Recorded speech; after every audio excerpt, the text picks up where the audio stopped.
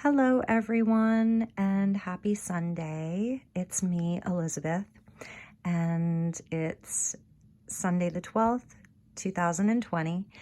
I wanted to do something for Facebook today, and yeah, so that's why I'm making this video, especially with the conjunction that's happening between Pluto and Saturn in the sign of Capricorn, and the sun coming in to meet those celestial bodies as well.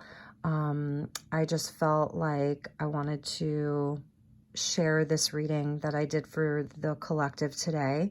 I used the Art Through the Eyes of the Soul Oracle by Cheryl Yambra Rose. She's an artist, and the oracle deck that she created is based on her paintings. So every card within this oracle deck is an actual painting that she made over the last, I don't know, 25 years or so. They're really beautiful. Yeah, so I said, well, I'm going to do a video for Facebook, and if this is something that you guys appreciate and like, I can certainly do more of these. I wasn't planning on doing it, so next time, you know, I would be happy to do it live, and maybe, you know, and live shuffling and all of that. So anyway, I pulled these 3 cards today. Instead of shuffling and shuffling and shuffling, I laid the cards out in a sort of fan shape, and I let my hands guide me, and really felt into the cards. And this first one that came out, I picked it because I got an electrical pulse right in my thumb. The second 2 was more of a warm feeling that came through, and so that's why I picked these 2.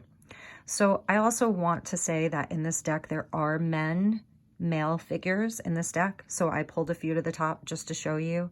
Here's a beautiful man here, and we have another one, green man. Okay, so I'm just showing you that yes, indeed, there are male figures in this deck. Okay, but it's the females that wanted to speak today that had something to say. It's the feminine energy that wanted to come out. And so with this conjunction between Pluto and Saturn in the sign of Capricorn, and the sun coming in to meet them, and everything being exact, and evidently this is a really big deal, and it's been a long time since this exact alignment, conjunction, what have you, has happened. And a lot of things are coming to light, bubbling up to the surface. There's a lot going on, obviously, in the political theater, as well as Mother Earth, Gaia herself. You know, just a lot going on, and there is a sense of uneasiness and sort of, is everything going to be okay? Are we going to make it? That kind of thing. And yes, we are, first and foremost. And yes, everything is going to be okay. But this whole rebirth process, there has to be a death first. There has to be total breaking down of things in order for the rebirth to happen. That's what transmutation is, transformation. It's not pretty all the time. So anyway, with this, I'll just briefly state, with this conjunction that's happening in the sign of Capricorn, we've got 2 big power players here. We've got Saturn, who is father time. It is structures, organizations, institutions, religious institutions, government, bureaucracy, financial and banking institutions. It's, what was I talking about? Saturn, yeah. It's where we're restricted too, because Saturn, he wants us to work hard. And when we do the work, he will reward us. They say Saturnian lessons, because the lessons that you learn through Saturn are often very difficult. They can feel very karmic in nature, but they also reap the greatest rewards. And then we've got Pluto, god of the underworld, who's like you know, the depths of the swamp within us, within our society, what's all the way down at the bottom of the murky, murky swamp that starts bubbling up so that it can be revealed, healed, integrated, and the rest of it released. So they are conjunct together in the sign of Capricorn. Saturn is at home in Capricorn. Capricorn, again, is it's that eldest of the earth signs. It's that mountain goat, you know, who just like perseveres, work, like to get there. Like, it's a hard energy, but the payoffs with these energies they're just priceless.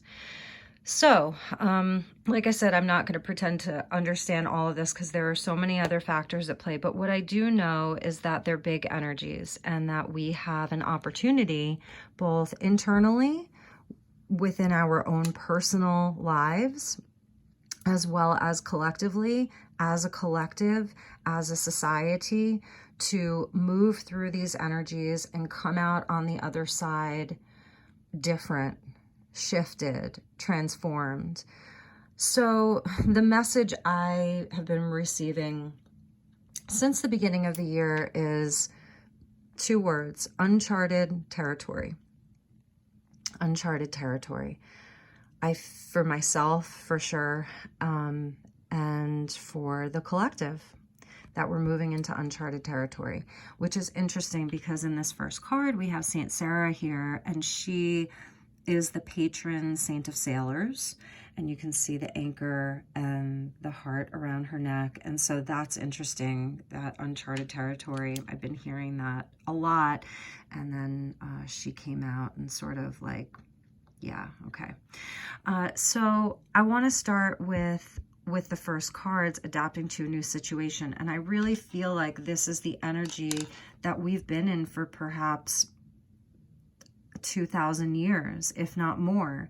And that's that this whole idea of the patriarchy being very much ruled, you know, in this Saturnian Capricorn energy, having kind of taken over, shall we say, where secrets have been hidden. Here we see a female Templar, and she's kind of like probably deep down in this basement, and underneath her, you know, covered in levels and levels of cement, is ancient knowledge and secrets that are buried. And she knows them. And there were female Templars, and she knows them, and they know them, because this is Saint Sarah and Saint Mary Magdalene, and we're being shown their new home after they fled the Holy Land to the south of France. And so what did they do? They adapted.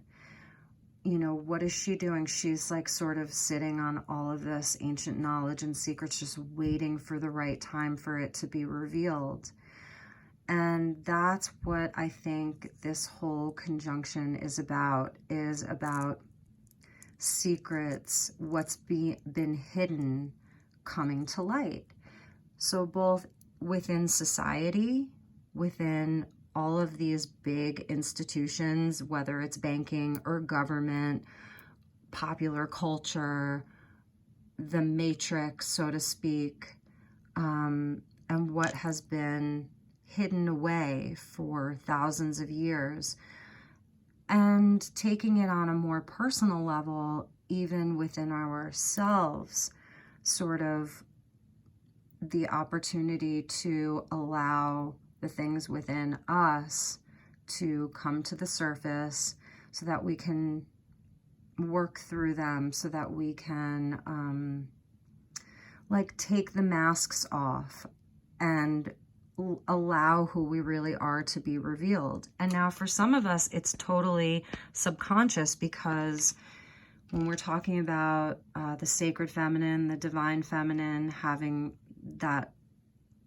energy having been repressed and oppressed for so long, and now we see like a resurgence of of the feminine in a real way, you know, in an authentic way, being able to come back and reclaim her power. It even goes back to Mother Earth, to Gaia.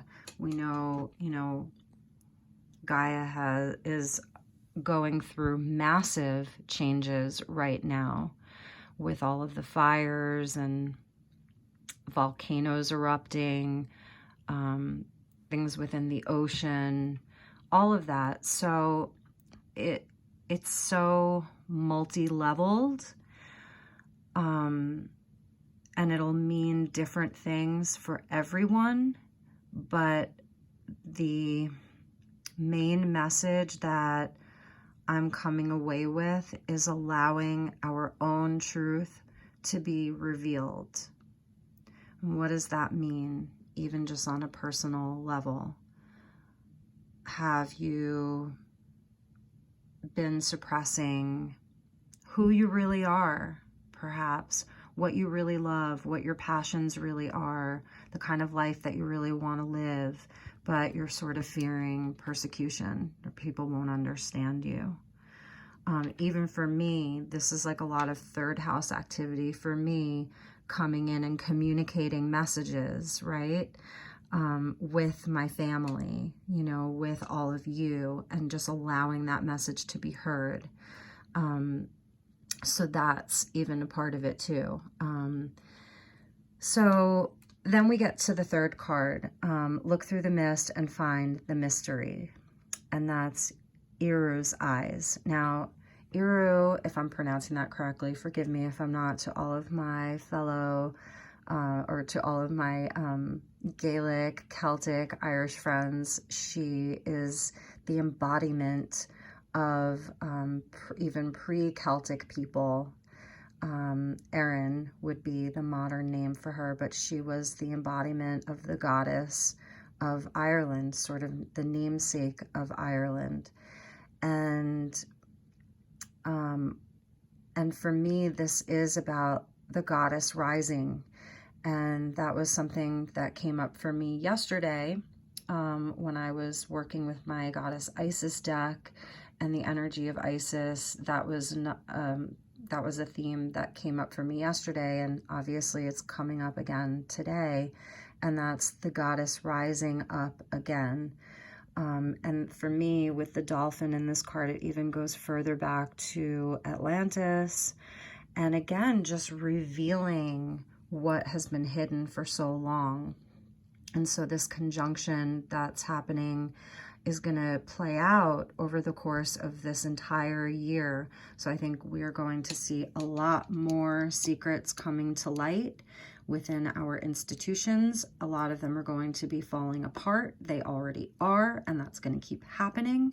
And we need to be able to adapt to that,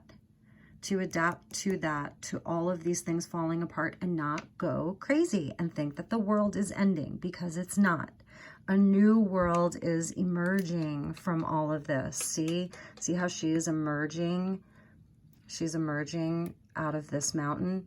And it's really interesting too, because there's a burial site for Iru, and it's called the Axis Mundi of Ireland, and it's sort of like the navel chakra, or the navel of Ireland. It's one of the most sacred places in the world, apparently.